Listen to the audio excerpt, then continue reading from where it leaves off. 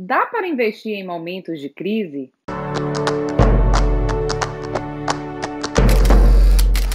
Eu sou Juliana Barbosa, economista e educadora financeira, e esse é meu canal, Cifrão Educação Financeira. Seja muito bem-vindo e hoje nós vamos tratar de um assunto muito importante. Vamos falar sobre investimento em momentos de crise.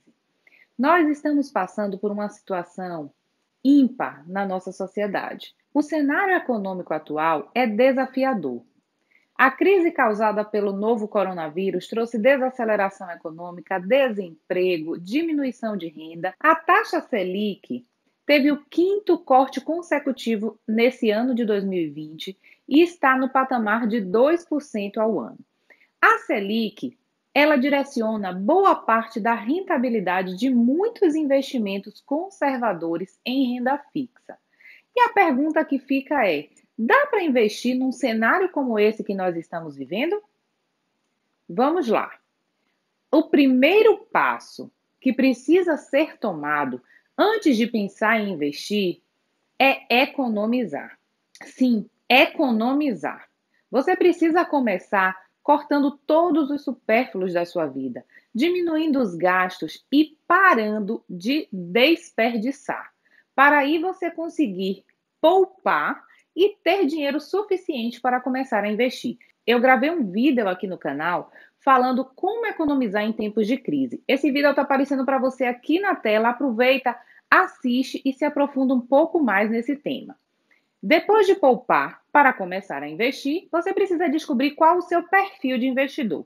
Existem 3 perfis, que é o conservador, aquela pessoa mais conservadora, que só investe mais em renda fixa, tem aversão a risco.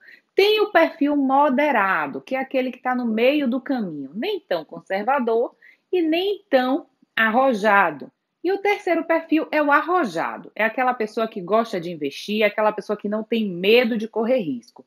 Você precisa saber em qual perfil você está para que você possa tomar decisões assertivas no momento de investir o seu dinheiro. Feito isso, você precisa montar a sua reserva financeira. Antes de pensar em qualquer tipo de investimento, você precisa ter uma reserva financeira muito bem estruturada. Tem um vídeo que eu gravei também aqui no canal, falando como montar uma reserva financeira. Está aparecendo aqui na tela, aproveita e assiste para colocar em prática já a sua reserva, porque ela que vai te ajudar a passar por qualquer situação de imprevisto. Depois da reserva montada, chegou o momento de pensar em diversificar a carteira, para que você possa diluir os riscos e maximizar os ganhos. Sabe aquele ditado que diz que não pode colocar todos os ovos numa mesma cesta? É o mesmo raciocínio para o mundo dos investimentos. Você precisa diversificar todos os seus investimentos para que você possa buscar correr menos risco e ter uma rentabilidade melhor. Sua carteira precisa ter investimentos de curto, de médio e de longo prazo. Os investimentos de curto prazo são aqueles investimentos mais propícios para a formação de reserva. Já o investimento de médio prazo são investimentos para sonhos que você queira realizar, sonhos e objetivos. O investimento de longo prazo, ele é indicado para a formação da sua aposentadoria sustentável e a construção da sua independência financeira. Então, você já descobriu que precisa diversificar a carteira, que precisa ter investimentos de curto, de médio e de longo prazo, e agora você precisa formar a sua carteira com ativos de renda fixa e ativos de renda variável. Vamos conversar um pouquinho primeiro sobre renda fixa. Você precisa entender que investimentos em renda fixa também sofrem oscilações e têm risco, porque muitas pessoas pensam que colocar dinheiro, investir dinheiro em renda fixa, você está livre de qualquer tipo de risco, mas isso não é verdade. Eu trouxe para você aqui investimentos em renda fixa que são divididos basicamente em 3 categorias, que são os títulos públicos, aí é onde entra o Tesouro Direto.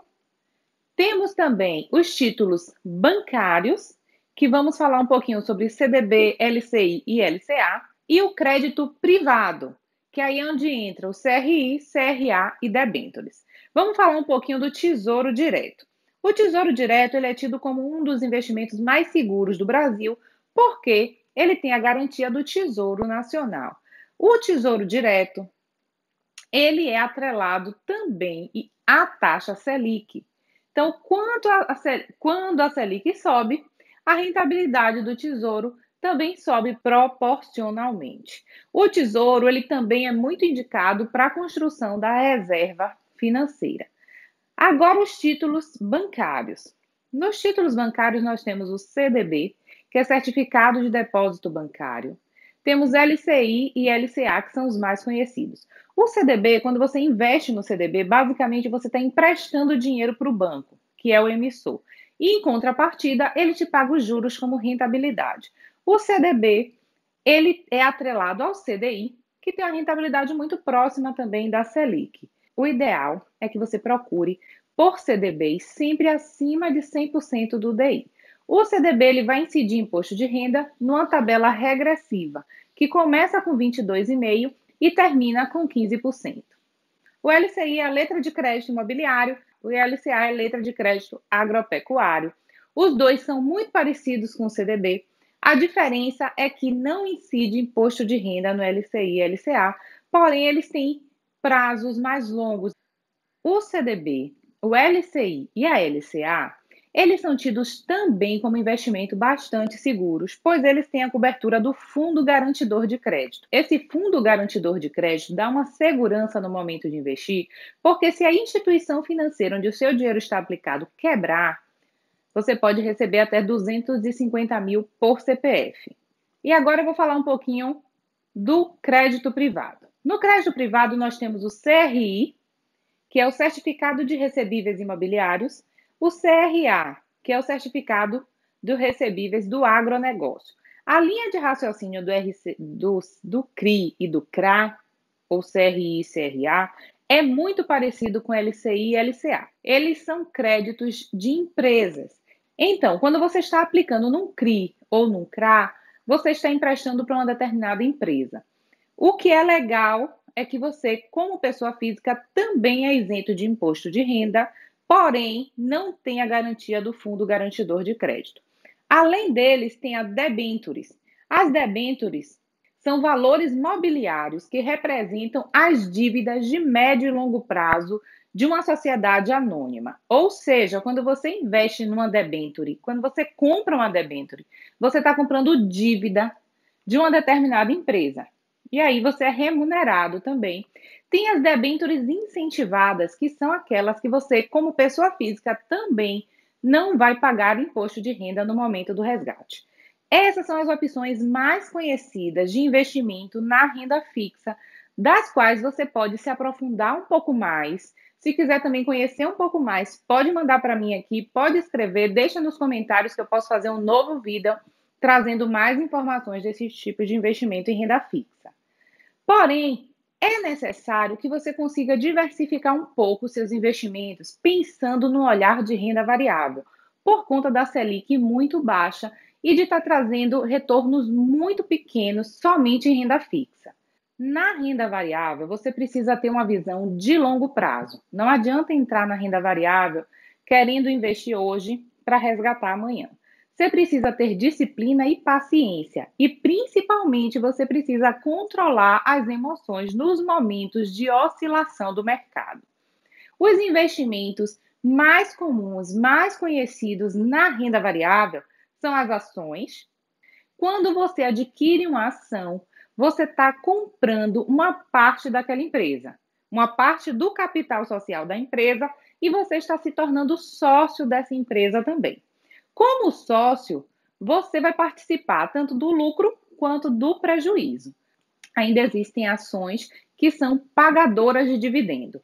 Essas ações pagadoras de dividendo, geralmente, elas estão dentro do portfólio de produtos para a aposentadoria, porque são aquelas pagadoras de dividendo que você vai utilizar para formar capital e aumentar seu patrimônio pensando na independência financeira ou na aposentadoria sustentável. Temos também as ETFs, que são mais conhecidas como fundos de índice.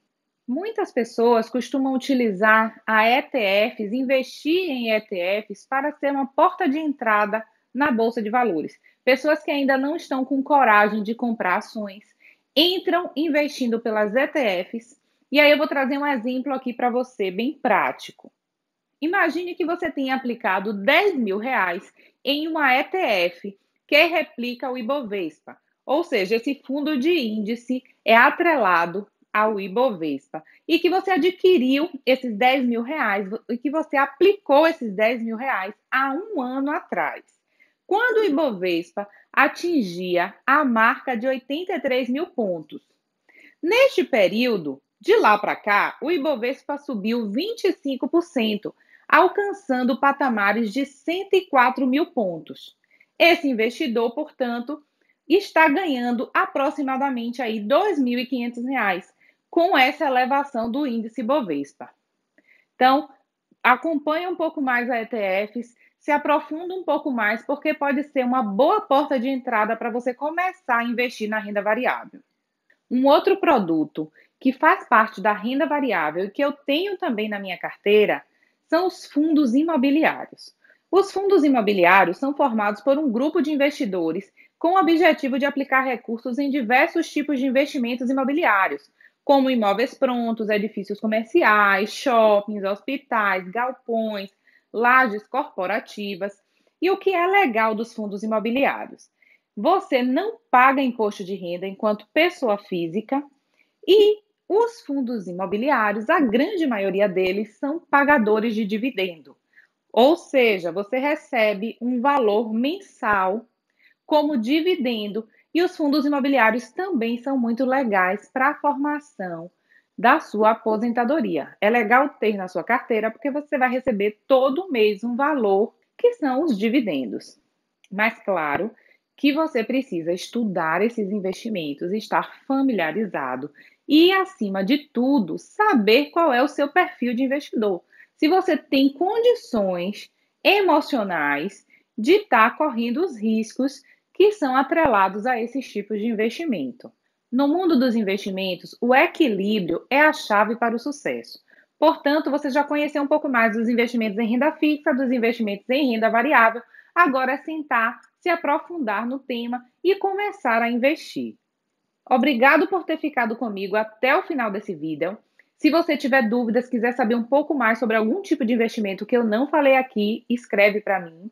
E se você gostou desse vídeo, deixa um like, se inscrevam no canal se vocês ainda não são inscritos, porque isso vai ajudar muito para que esse vídeo possa alcançar ainda outras pessoas. E compartilhem se você achou que o assunto é relevante. Muito obrigada e até o próximo vídeo.